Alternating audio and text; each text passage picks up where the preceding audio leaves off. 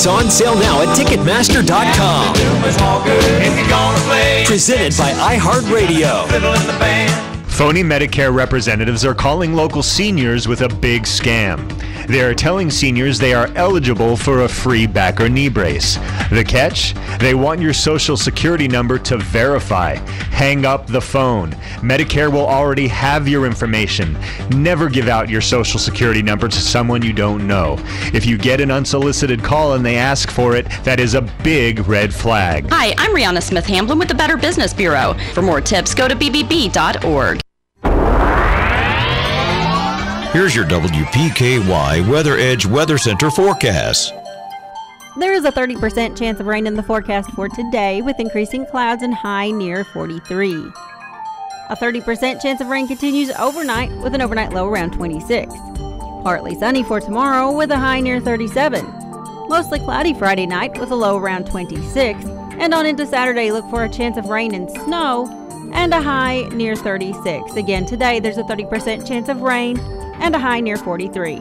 Your WPKY Weather Edge Weather Center forecast is brought to you by Black Patch Grill. With school now underway, do you know if your child is up to date with the new vaccination laws? It is mandatory all children, preschool through high school, be vaccinated against hepatitis A. Students age 16 and older need a booster dose of meningococcal vaccine. Kentucky is facing an outbreak of hepatitis A, and vaccination is the best protection against the disease. The Caldwell County Health Department offers a wide variety of vaccinations to keep the infants, children, and adults protected. So call the Health Department today at 270-365-6571 to schedule an appointment to discuss what vaccines that you need to stay healthy.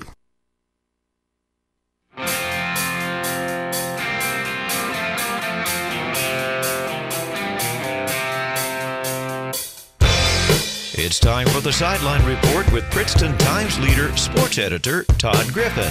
Talking sports and more here on 1580, 103.3 WPKY, and worldwide at WPKYonline.com. Here's your host, Todd Griffin.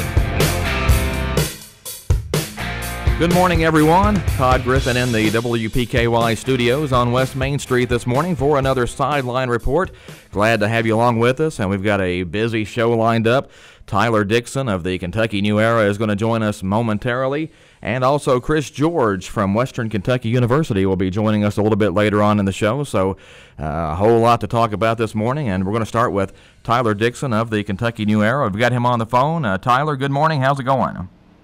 Good morning. It is good. I am currently driving, but it is good. I'm glad to be on again. I know we got a lot to talk about, especially after kind of the comings and goings of the last week and what happened yesterday around baseball. Absolutely, and be careful out there, my friend. Will do. A couple of things I want to touch on first before we get into how giddy we are about the St. Louis Cardinals. And first of all, the big news in our neck of the woods is that the Kentucky New Era sold over the weekend to the Paxton Media Group out of Paducah. So we are both now employees of the Paxton Media Group. For the Times leader in Princeton, it means a little earlier deadline for me on Tuesday and Friday. It means our pages are now put together in Paducah and our paper printed in Paducah. And, that's about all I can tell anyone right now as far as the changeover goes. I know the New Era now is being printed up in Owensboro. Yes. Yeah, we started that Tuesday evening, and it's a process. I know that, and just as you know, I know designing pages takes time, and it may be tedious at first, but whenever you don't have that power, it's a little bit hard to let go of, but it is definitely a change.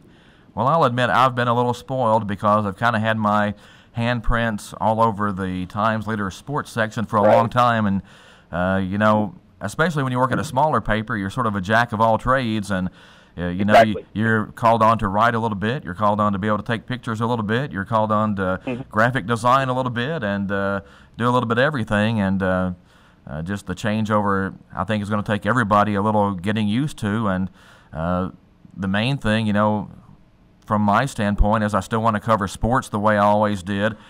Still want to make sure everything gets covered in the paper, and still trying to figure out how all that's going to happen. Right. And I'm kind of in the same boat down in Hopkinsville. Just trying to figure out, I mean, what we can do, what we can't do, what we'll be able to do. So I think for the time being, as long as everybody kind of bears with us a little bit, I think it'll be good. But right now, it's just that like I said, that learning phase, that feeling out phase. So, but yeah, in the long run, I think people will be happy with the coverage that they're getting. And I do want to mention one other thing this morning. Our good buddy from WCBL Radio in Benton, Aaron Clayton. Yes. A sad story.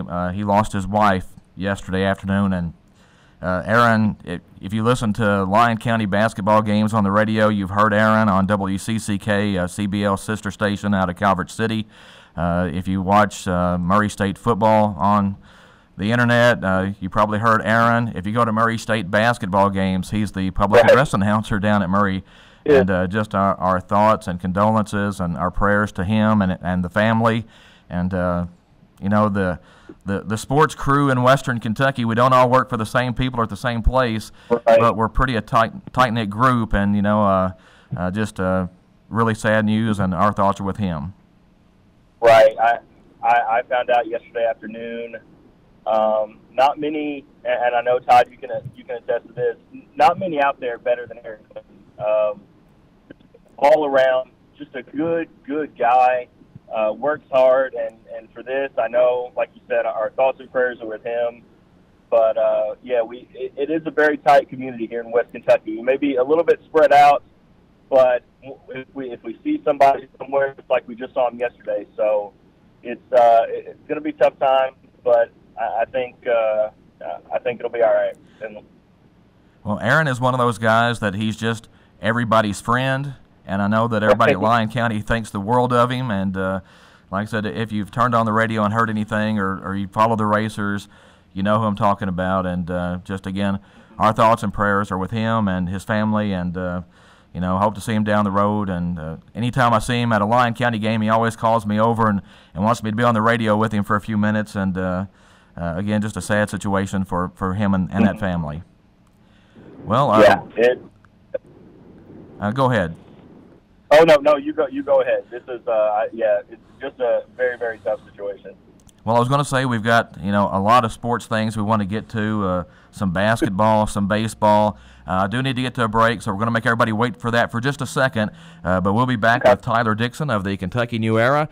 And, again, we're going to talk some high school hoops. And, well, you know we're going to mention the St. Louis Cardinals at some point, so stay right there. ABC Finance in Princeton is excited to announce their 5th annual holiday food drive. From now through December 14th, donate any non-perishable food item, and for every item you bring in, your name will be entered to win one of 4 $50 Visa gift cards. The food will be distributed to families in Caldwell and other surrounding counties. Drawing will be held December 14th. To learn more, like ABC Finance on Facebook. ABC Finance is located off US 62 in Princeton. Online at abcfinanceonline.com. Get spruced up with quality mulch from Bashir Sawmill on Dawson Road in Princeton. We all know that buying mulch by the truckload saves money, and it's only $25 per load for dark natural mulch at Bashir Sawmill on Dawson Road, 1/2 mile past City County Park. Bashir Sawmill also buys standing timber and timberland. Give them a call today, 270-365-2330. That's Bashir Sawmill, family owned and operated in Princeton for over 50 years. Here's a reminder from your Princeton Electric Plant Board. Meter tampering is dangerous. Tampering with an electric meter is not only dangerous, it is dishonest and against the law. Stealing electricity by tampering with an electric meter may result in your arrest and can even risk your life. Tampering with meters results in increased utility bills that everyone has to pay. If you see anyone tampering with an electric meter, call the Princeton Electric Plant Board right away at 270-365-2031. Princeton Electric Plant Board, Princeton's #1 energy source. Flu season is upon us, and the CDC and the American Academy of Pediatrics suggest that everyone 6 months and older receive an annual flu shot. Don't wait until the flu strikes. Stop by Community Medical Clinic in Princeton, Hopkinsville, or Oak Grove for your flu shot today. Community Medical Clinic is committed to not only taking care of you when you're ill, but also keeping you and your family healthy and strong throughout the year. To learn more, call them today at 270-365-0227 to make an appointment. Walk-ins are also welcome.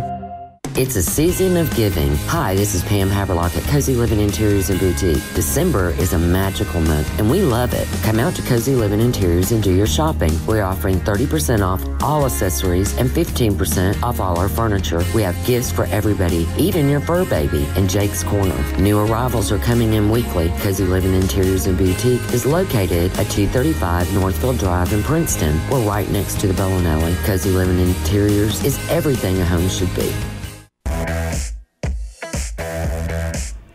We are back on the Sideline Report this morning with Tyler Dixon of the Kentucky New Era on the phone line with us, and high school basketball season is off and running, and Tyler, you've got some nice teams over in your area to watch this season. We do. As usual, I've said it since I've been here now the last 2 years during basketball season.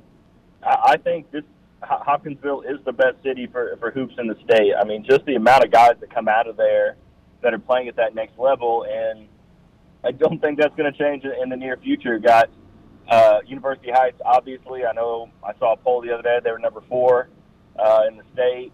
So Kiki Tandy is a name that everyone knows. And across town, you got Hopkinsville, who has Jamarian Sharp, who I have confirmed is the tallest player in the state at 7'2". But Larry Miller over there now this year, former Louisville male coach. And then, you got Christian County. You got Kerry Stovall, who has won a state championship. I know they're a little down this year. Eric Brody's kind of going to be their leading scorer, I think. But overall, it's still a great city for hoops. And you've got a pretty good one up there in your neck of the woods as well. Yeah, Darian Boyd is one of the better players in the second region, and the Tigers off to an 0-2 start, but then got a big win over Crittenden County the other night, and right. Darian had 38 points and 10 rebounds, which was pretty good night work. Not a bad night. I said it last year about Fort Campbell's Jordan Clark. He's the best player that nobody knows about, and still, I find that people don't know who Boyd is, and that's crazy to me. When I put him in, I think, the top 5 of my Cat's Paw second region preview, and people would call me out and say, well, this kid's from Caldwell. He doesn't deserve to be. I'm like, no. This is one of the best players in the second region. He's one of the best scorers in Western Kentucky.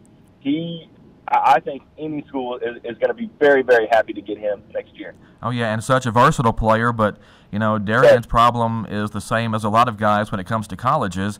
He's not in that 6'5" or 6'6" range, and anymore, right. The bigger colleges, if you don't have that height, then they don't even really give you much of a look.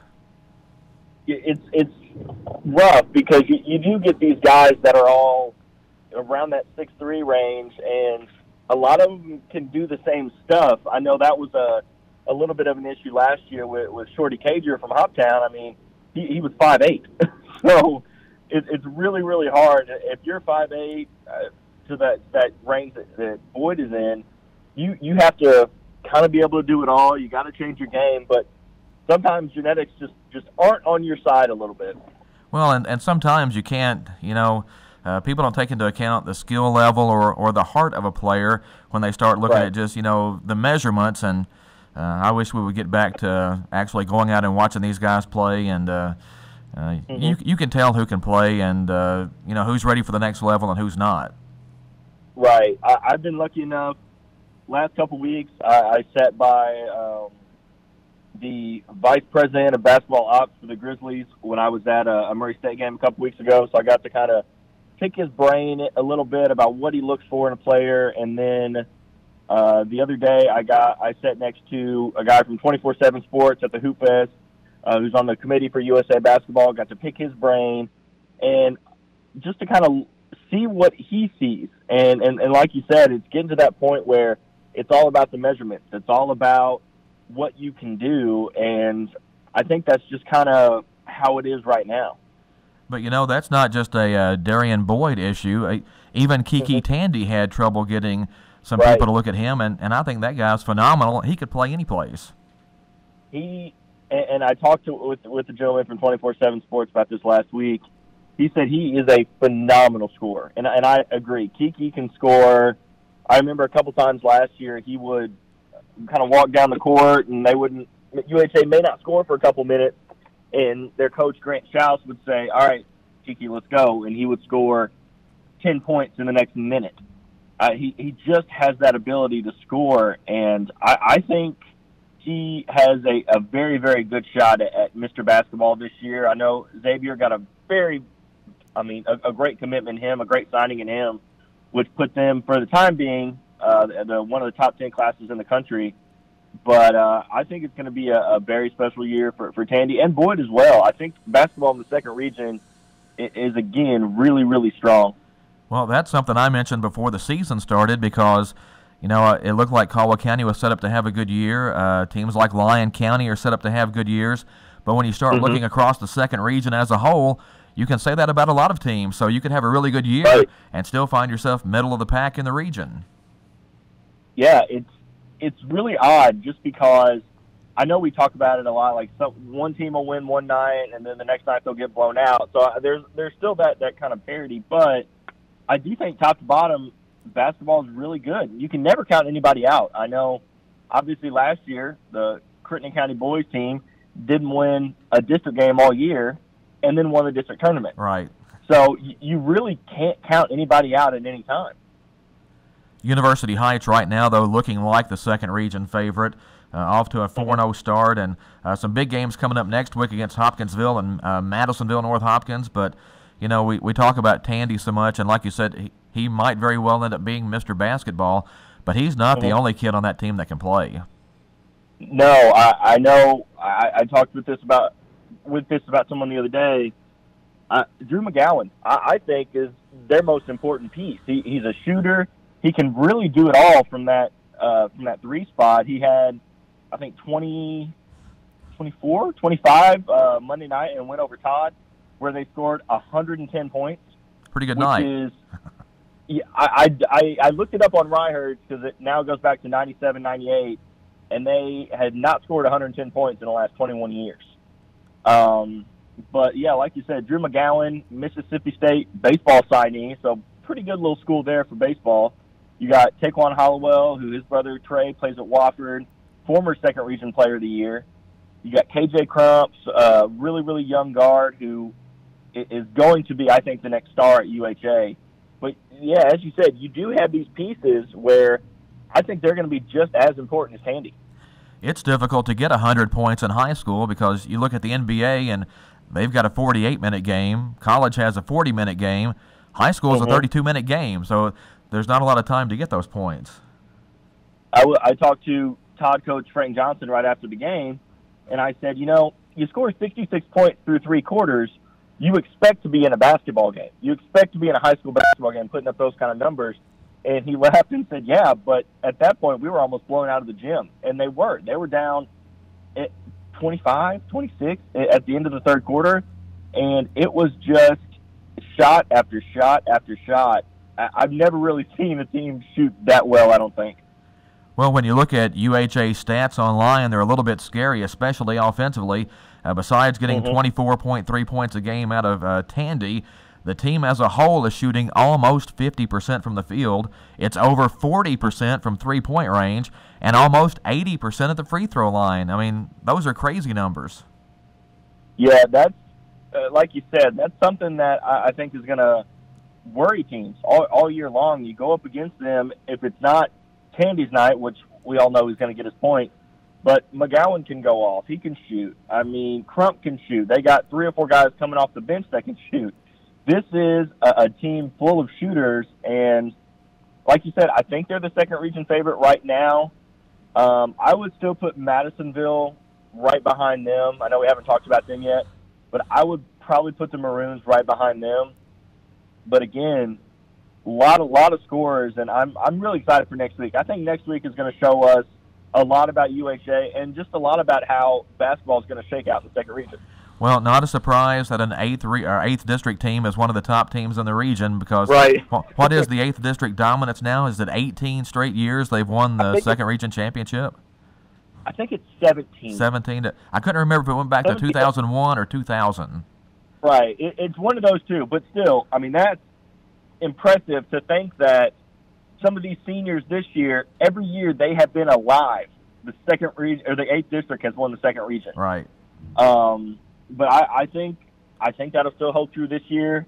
But I don't think it'll carry on much longer. I think with the guys that Madisonville has coming back next year, I think they have a very, very good shot. I mean, they still have a good shot this year, but I think they have a very good shot with Kenny White and K1 KC being seniors. I think they are going to be a force to be reckoned with, not only this year, but next year as well.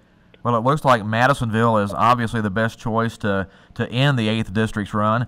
But then you look at Hopkinsville and Christian County. I think both of those teams are going to be right there in the mix as well. Again, you could just go down the list and throw Henderson County and Webster County and a lot of teams in that mix. You can throw Union in there this year. Yeah. I mean, it is crazy the amount of talent in here. I hear about the 7th grader from Lyon about, I don't know, every day. Yeah. I know one of their assistants will message me stats every night with shoulders. I know Gabe Board is out. Positive vibes to Gabe Board right now for the next 3 to 6 weeks. But once he's back, I mean, that's a team that could make a run. They could sneak up on people. It's just, I think we are extremely lucky to be able to watch these teams every night. Well, one thing I've loved so far this season, and we're only a week and a half into it so far, right, is the games I've been to. The student sections have been fantastic. There was an incredible crowd down at Lyon County for the season opener. Caldwell hosted Crittenden County out here the other night, and both student sections were loud and going at it, and that's what you want to see. That's kind of been missing from high school hoops in this area for some time now, at least at a lot of schools, and I'm glad to see that. And this would be a great year for people to come back and watch these games, because it looks to me like there's going to be, great action every night out. I think Friday night's going to be huge for Hopkinsville. It's another Hoptown County game. But the student sections are doing something a little bit different this year. I know they usually have theme nights and that kind of thing. But Miss Green, one of the secretary for Christian County, is battling cancer right now. So I hope she's not listening, because I know she doesn't know that this is happening. But the Christian County student section is going to dress up in green for her. And then Hopkinsville, one of their football players, track stars, Javon Level, his mother passed away yesterday from cancer, and they're going to wear purple for her. So I think that is a really nice dynamic of kind of going past this Hoptown County rivalry, because it is a rivalry. Schools don't like each other. Parents definitely aren't fans of each other. But I think this shows that it's about more than basketball. It's about community. It's about family. And I'm really, really excited to see that tomorrow night. Yeah, just, again, a great basketball season, I think, coming up in the second region. And get ready for battles every night. If you're one of those players, you better be bringing it every night, because somebody pretty good is going to be on the other side. Right, and I've talked about that with Grant Strauss and Larry Miller at Hoptown, because I know at one time, or last weekend, UHA played 3 and 4 days. And I said, are you worried about this kind of back-to-back? And his first response was, this is tournament play. He goes, if you want to win the state tournament, you have to win this many games in this many days. And if you're not on your A game every night, you could get knocked off. And like I said, I think you're right. I think any team can win on any given night, and I think that's the best part. All right, basketball, that's a lot of talk, It's going to be a great season. I do want to get to baseball, though, because I know that you... I'm gearing up. I'm ready. Yeah, like I am a St. Louis Cardinals fan, and, I don't know that we could have got a better Christmas present than yesterday, as the Cardinals announced they had acquired Arizona first baseman Paul Goldschmidt from the Arizona Diamondbacks, and, man, that's got to help that Cardinal offensive lineup for next season. That's huge. I know. I mean, the past several years, when you think about the best offensive first baseman in the National League, it's Joey Votto with Paul Goldschmidt. And I know we weren't getting Joey Votto. Cincinnati has locked him up, but to get Paul Goldschmidt, I think, is a huge boost to that offense. I heard a stat yesterday, or read a stat yesterday. I could be butchering this, but there have only been 2 players in the majors that since 2012 have at least 200 home runs and at least 100 stolen bases, and it is Mike Trout and Paul Goldschmidt. So that's a pretty a pretty big name to come into St. Louis, and I think he could. I don't want to say this, but since Pujols left, there hasn't kind of been that big offensive threat other than Molina this past year. I think he's going to be huge. I think it's great. Like you said, best Christmas present as a Cardinal fan I could have asked for. Well, Goldschmidt is a legitimate big bat in the lineup. He's an MVP kind of player. And the Cards got him for what at least appears to me to be a pretty good deal. They gave up starting pitcher Luke Weaver, Carson Kelly, a catcher who is pretty good but was probably never going to get a chance behind Yadier Molina in St. Louis, and infield prospect Andy Young. And if the Cardinals, Goldschmidt has a one-year deal, so if they can re-sign him and keep him, then that's a grand slam for the Cardinals. Oh, yeah, and I think we say it all the time. I know we may be a little bit biased, but I do think St. Louis is the best baseball city, the best fans. I think once he gets there and sees what it's like, I think that's going to be huge. And I know you saw the splits against the other NL Central teams, correct? Well, I just know that he hits the NL Central pitching pretty good. Yes, and we can say that doesn't matter, that it won't translate, but just that notion that he does play that well against the Cubs and the Brewers, I think that's going to be big, because obviously the Brewers made a statement last year that they're a force to be reckoned with in the Central. Well, I was going to mention that the Cardinals just about had to go out and make an impact move, because the Brewers have gotten so good. The Cubs are really good. You can get lost in that pretty quick if you don't keep moving. I think the Cardinals probably have some more moves. Of course, Bryce Harper is the big name out there, and, man, put Harper and Goldschmidt in the same lineup with what the Cardinals already have, and, yeah, that's a lot to think about. But I don't know if the Cardinals are still in the Harper sweepstakes. I think the Cardinals are probably looking to add to the bullpen at this point. I think starting pitching is okay. I think the main thing for the Cardinals right now is to acquire a proven closer. At least that's what they list to me. I think that would be, I know. I read something last night that said they were out of the Bryce Harper sweepstakes, but that was one of the Cardinals fan groups I'm in on Facebook, so I didn't put too much weight in it. But, yeah, like you said, just I think somebody on the back end of that bullpen would be huge. I don't know, maybe Isringhausen is the last kind of dominant closer that they had. I'm trying to kind of run through my mind. I wasn't a Rosenthal guy. I just can't think of anybody other than Izzy who has been that dominant piece on that back end of the bullpen. Am I wrong there? Am I missing someone?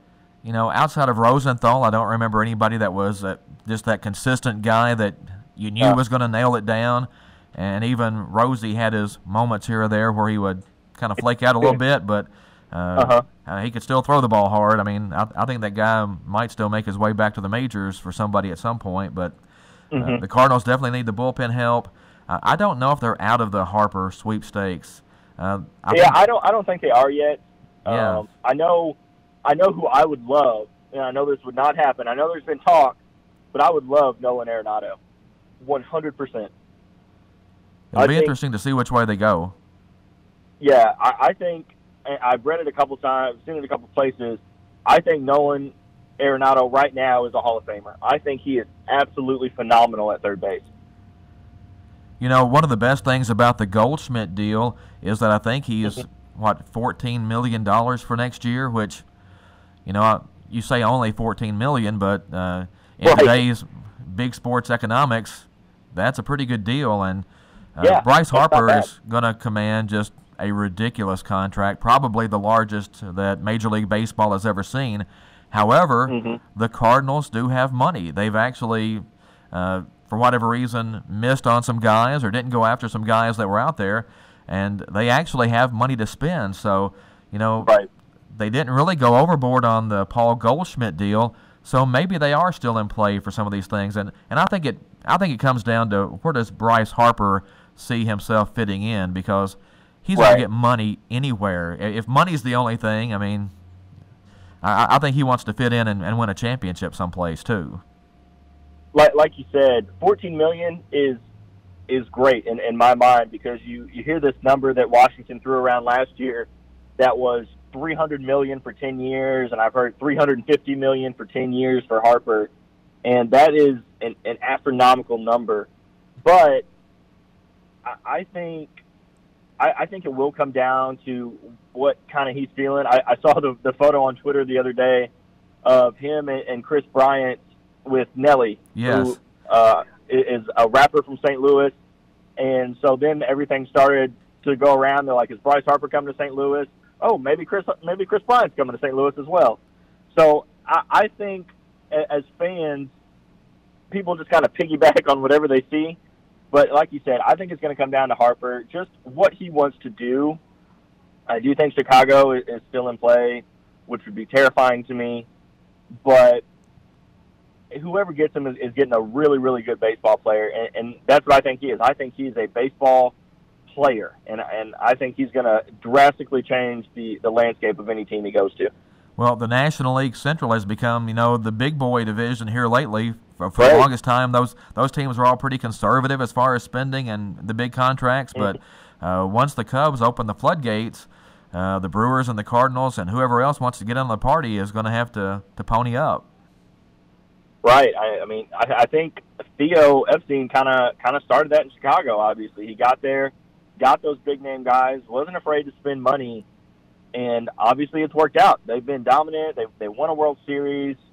I think that's kind of going to have to be the mindset, is you're going to have to make a move or you're going to, get left behind. Because right now, Milwaukee went out, got Christian Yelich, Lorenzo Cain last year. Worked out for them. Christian Yelich had an MVP year, literally. Oh, yeah. And I think it's going to have to be, you need to kind of jump on the ride or you're going to get left off. It's been a fun offseason already for St. Louis Cardinals fans, and can't wait for spring to get here and the baseball season to start up. Tyler, I know you're busy this week, and I appreciate you coming on the show and spending some time with us. And, we could probably sit here and talk Cardinal baseball all day, but I'm not sure anybody else wants that. Well, I appreciate it. I always love being on, and I know we touched on it earlier at the beginning of the show, but I think good things are coming for fans of sports in Western Kentucky. All right, Tyler, drive carefully, and have a great day. Thanks for coming on with us. Will do. Thanks, Don. I'm sure I'll see you at a gym sometime soon. Oh, absolutely. That's Tyler Dixon of the Kentucky New Era. Glad he could spend some time with us on the Sideline Report this morning. We're going to try to get Chris George on the phone line in a few minutes and have some other things to talk about, some Western Kentucky University sports and maybe a little UK football. Chris is a big UK guy, so stay with us. The Sideline Report will continue. Here's your WPKY Weather Edge Weather Center forecast. There is a 30% chance of rain in the forecast for today, with increasing clouds and high near 43. A 30% chance of rain continues overnight, with an overnight low around 26. Partly sunny for tomorrow, with a high near 37. Mostly cloudy Friday night, with a low around 26.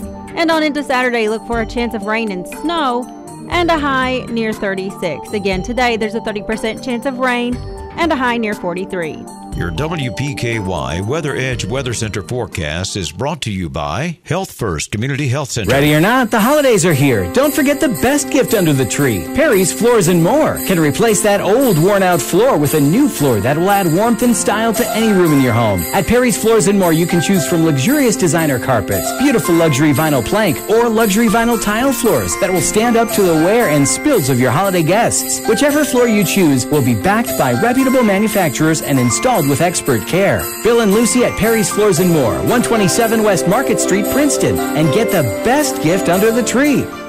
You can hear Tiger Sports live right here on 1580, 103.3 WPKY and at WPKYonline.com. You can also follow all the Caldwell County sports teams at yoursportsedge.com. There's a whole section for Caldwell County Tiger fans. If you like what you see, download the YSE app. It's free. It's a new day for sports coverage for Tiger fans. YourSportsEdge.com and WPKY support Caldwell County sports.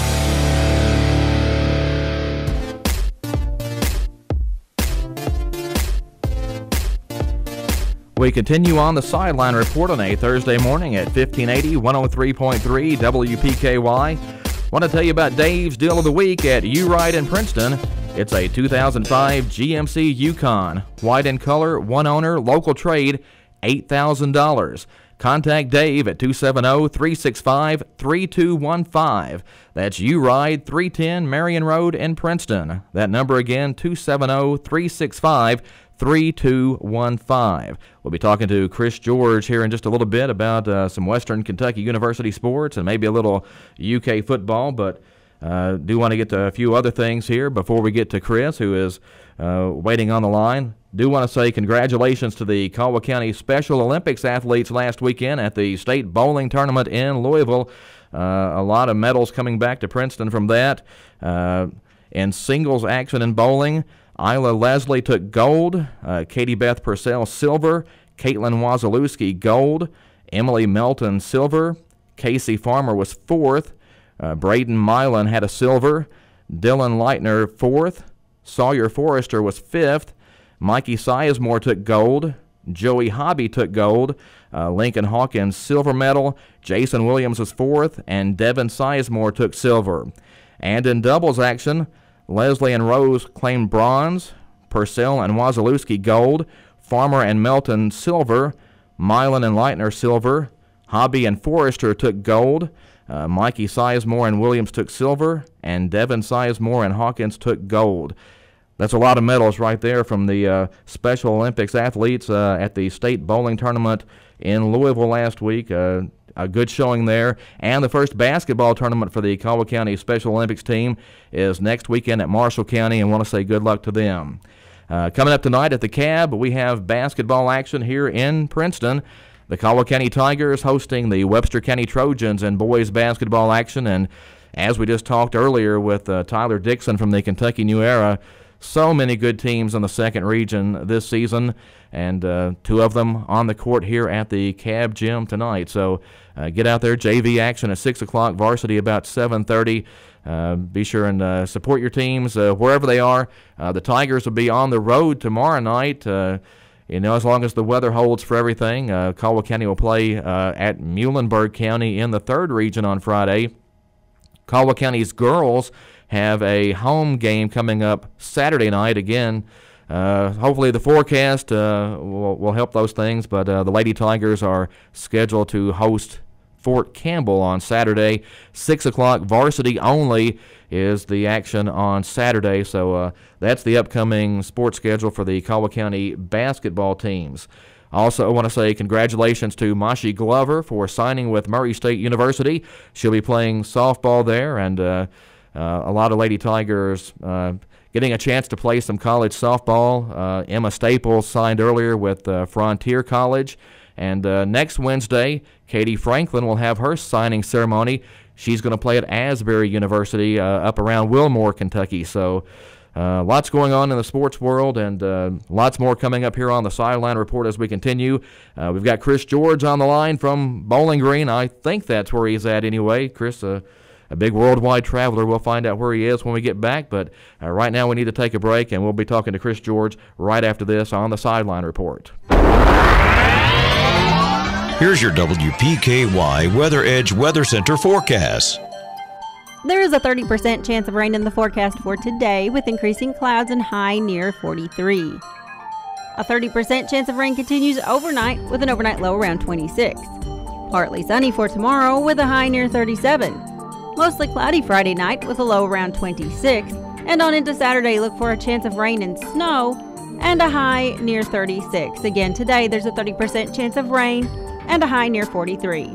Your WPKY Weather Edge Weather Center forecast is brought to you by Black Patch Grill. If you're thinking about a new sofa, then you need to head to Brantley Furniture in Princeton. They have a huge selection, and you can get a sofa set as low as $5.99. Come in and get the sofa you want at a great price. They have bedroom and dining room furniture, accent pieces, signs, pictures, gift items. They have baby furniture and gifts, a baby registry, and a bridal registry. They even have 12 months same as cash and new arrivals every day. Be sure to follow them on Facebook for updates. Brantley Furniture, located in the heart of downtown Princeton.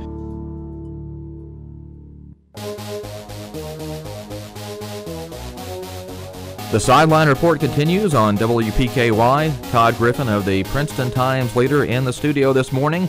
And we've got Chris George joining us on the phone line today, and lots to get to. First of all, Chris, good morning. How's it going? Good morning, Todd, and good morning, Princeton. Absolutely. Princeton, Caldwell County, I should say. So where are you today? I am in my chair in Jones-Jaggers Hall at Western Kentucky University. Just got back from the Big Easy, though, so you were right. I had been on the road again.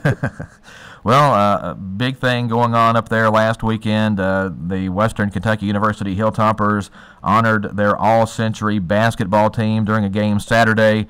One of the big things for us, Dwight Smith from Princeton Dotson High School, probably the best high school basketball player to come out of Princeton and this community and Caldwell County, and that's saying a lot because there's been some really good ones.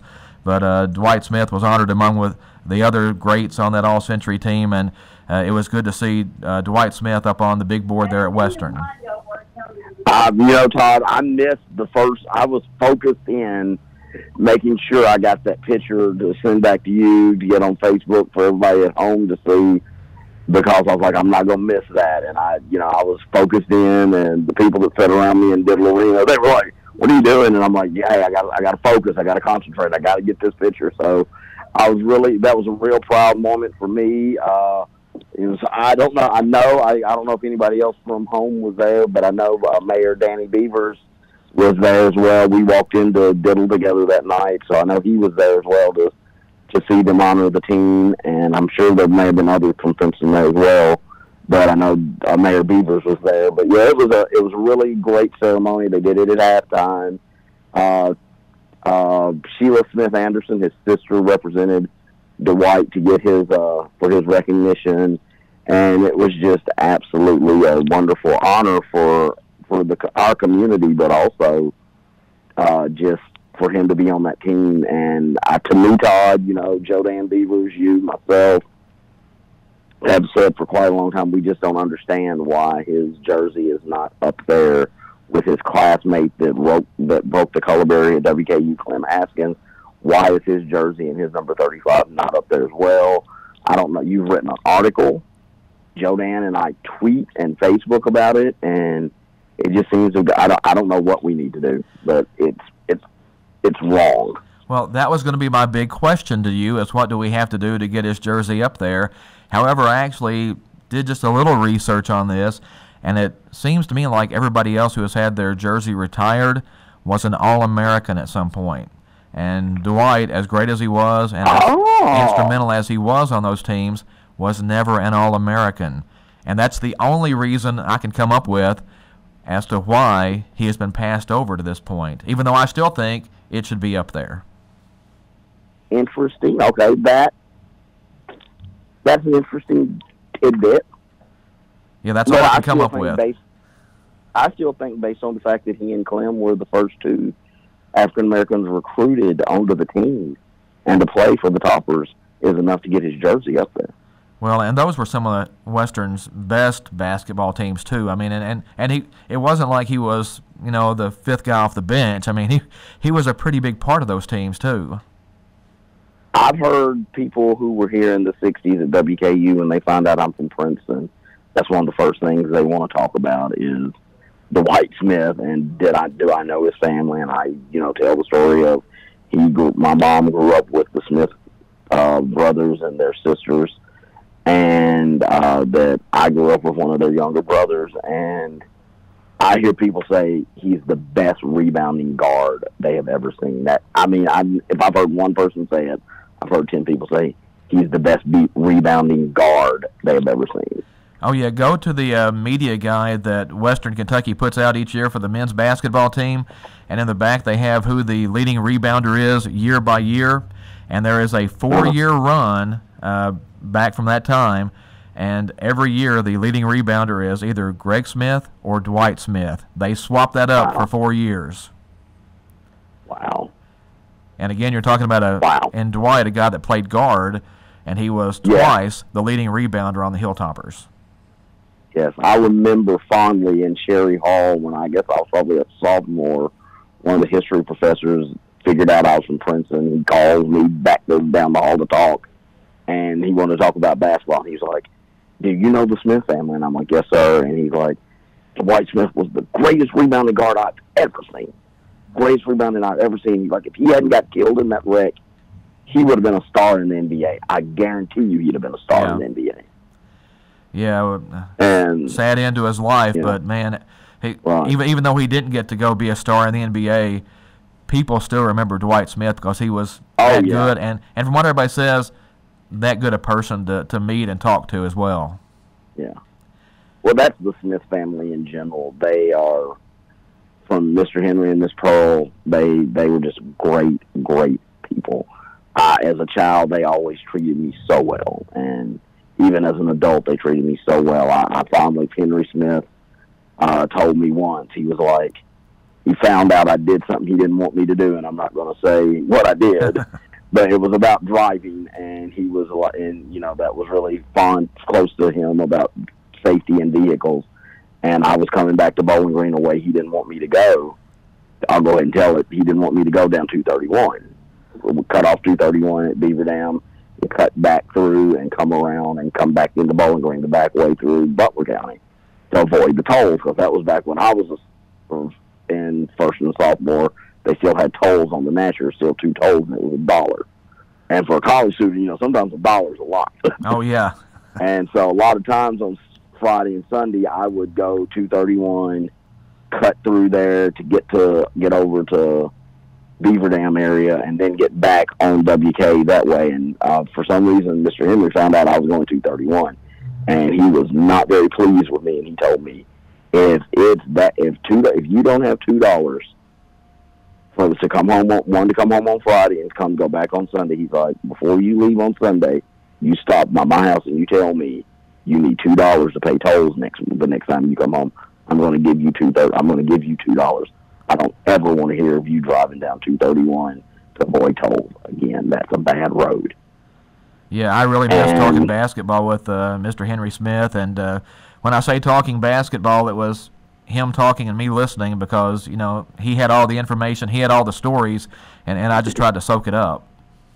Yeah, just great people. Well, big news at Western Kentucky. You got a new football coach. What's the vibe on campus about that? A lot of positivity going around campus. People seem to be happy. It was a sad, bad ending. I did not know Mike Sanford personally. My office works a little bit with some athletes, and he seemed to be a good person, but it just seemed like it was a bad fit. Yeah, I think Western is trying to get back to the more wide-open offense. Everybody got spoiled a little bit with the 50 points a game that they were scoring a few years ago, and I think Coach Sanford just had a different approach, and maybe it would have worked if he'd had a little more time, but I just think that once you start playing that kind of style and kind of get known that way, that's kind of what the fan base expects, and it kind of looks to me like that's what they're hoping to get back to. Well, I can say this as a Hilltopper and as a Hilltopper football fan. This is a fan base that would, and I say this not to be negative, but this fan base would rather lose 52-51, but see the ball fly through there, a lot of big plays, a lot of excitement, than to win 3-0. Yeah, I think there's a lot of football, they're bored. Yeah, a lot of fan bases I think are kind of that way, and we're both University of Kentucky football fans, and we've kind of been that way in the past a little bit too.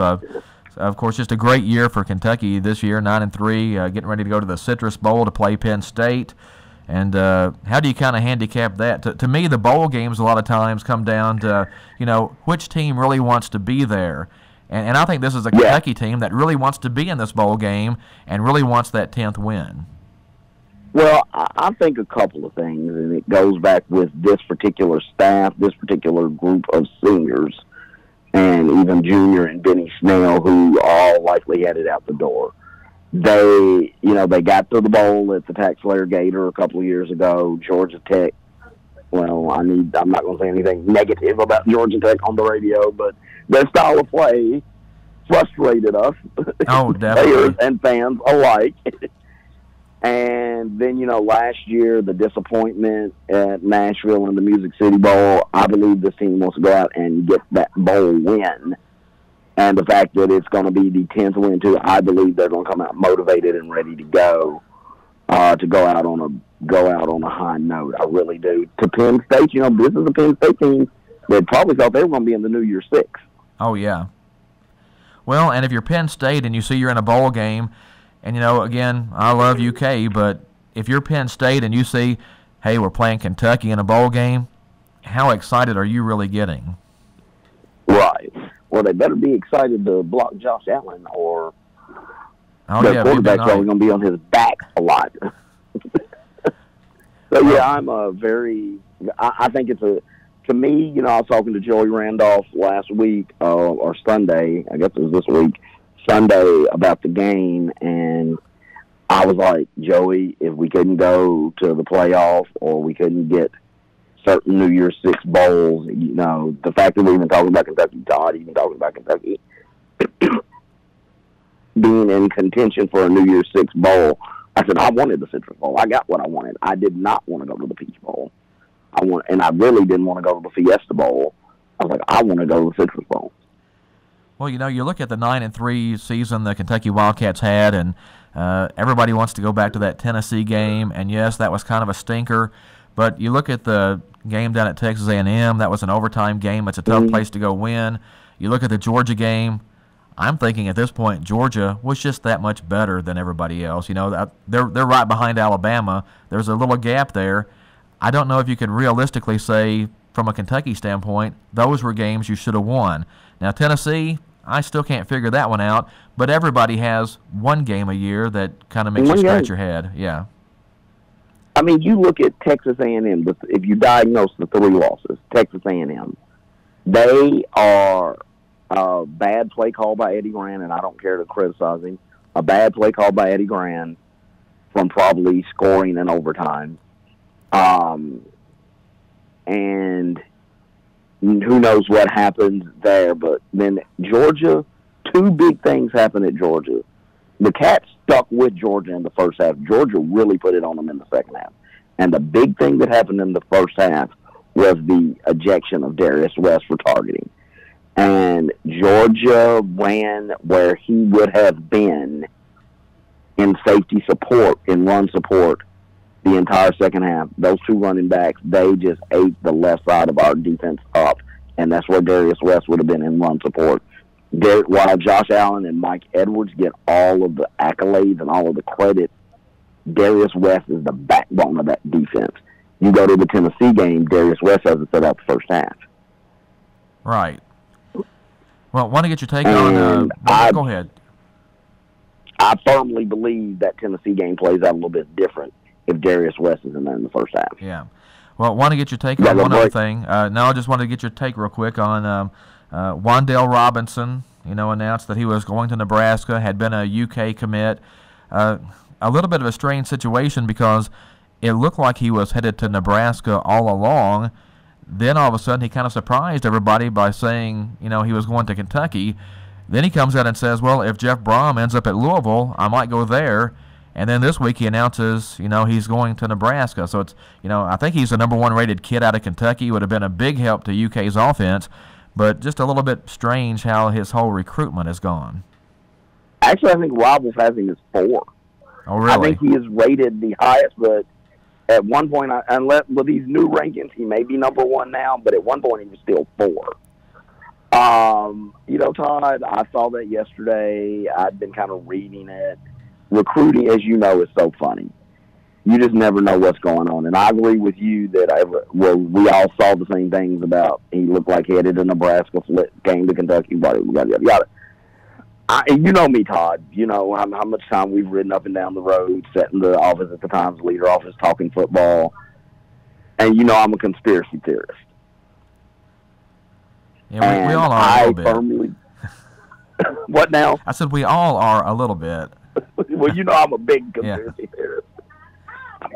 And that I believe that was all about him being Mr. Football. I believe that it was strategic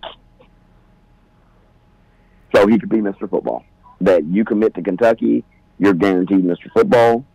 And I do. I just believe it was all a ruse from the beginning, that he had to guarantee he was going to be Mr. Football.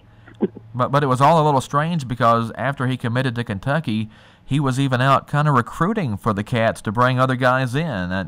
And you know, I mean, you're talking 17 or 18-year-old kids, and, you know, they don't always know, you know, exactly what they want to do. And at one day, one school looks great. The next day, another school looks great.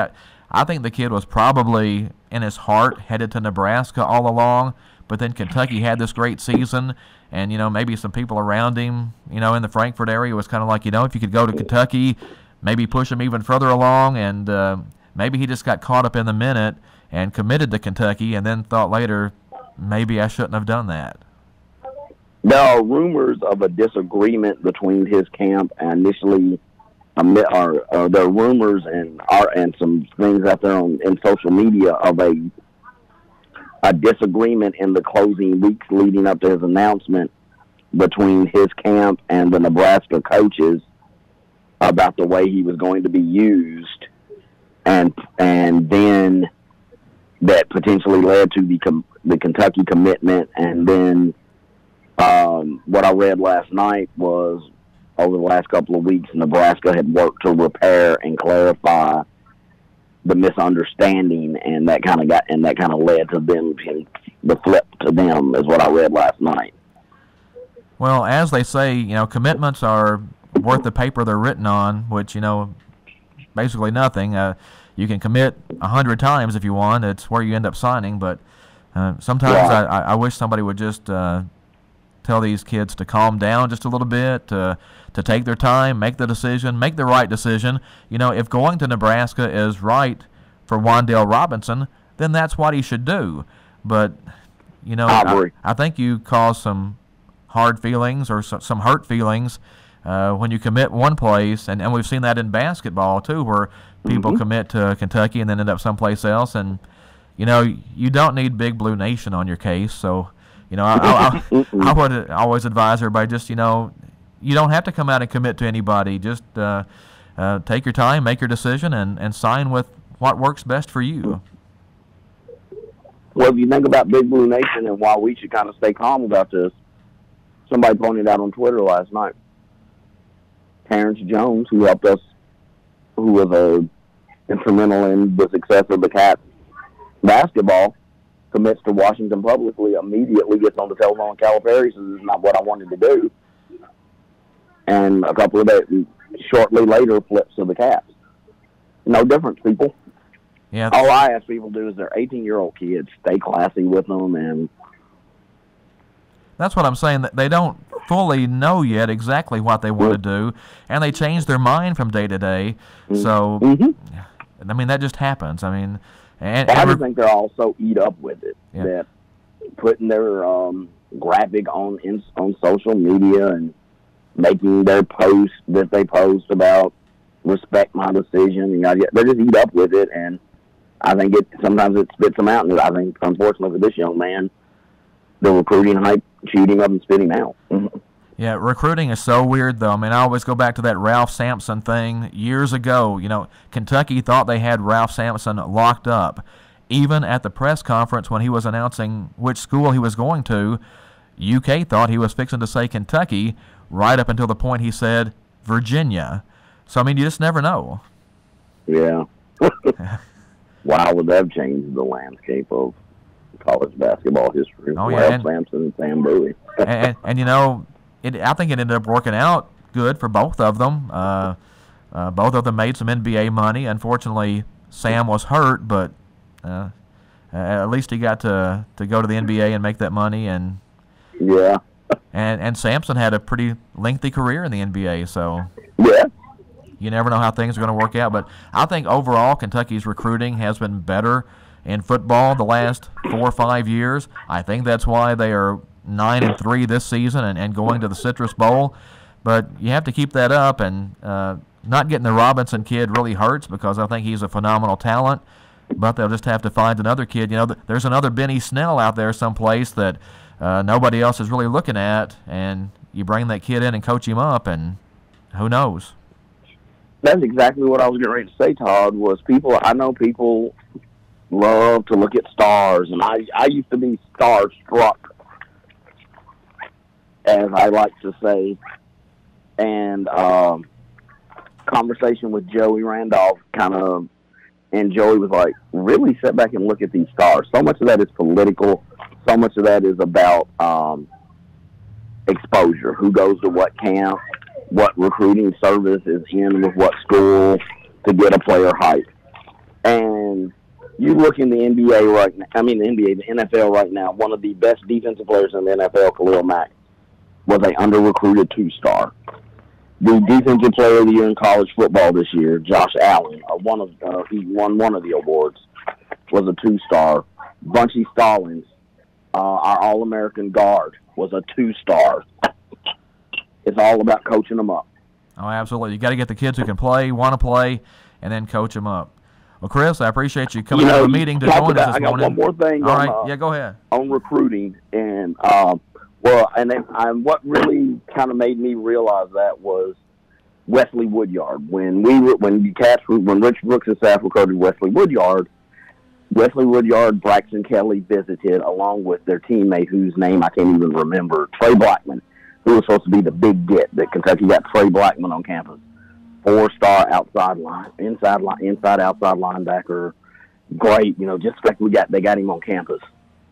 The 11-year NFL captain of his team every year was the 2-star Wesley Woodyard. Trey Blackman never played in the NFL. Right. Stars don't matter, folks. Yeah, they're a bit of a guideline, but again, as I mentioned with Tyler Dixon earlier when we were talking about basketball kids, there's something about having skill to play. There's something about heart, and those things don't always show up in those measurable, details sometimes. Yeah. Well, Chris, again, thanks for coming on this morning. I appreciate it. Anytime. Absolutely. Call me anytime. Kind of like with Tyler Dixon, we could have sat here and talked all day about Western Kentucky sports and UK sports, but I think my time's just about up. So I appreciate it. Have a good day, Chris. Have a good day. All right, see you. You later. That is Chris George joining us from the Western Kentucky University campus in Bowling Green this morning. And that is going to wrap up the Sideline Report for this Thursday. Don't forget Tiger basketball at the Cab tonight. Caldwell County's boys hosting Webster County. Everybody have a great day. This is Todd Griffin, and you've been listening to the Sideline Report on WPKY. Serving Caldwell County since 1950. We're 1580, 103.3 WPKY.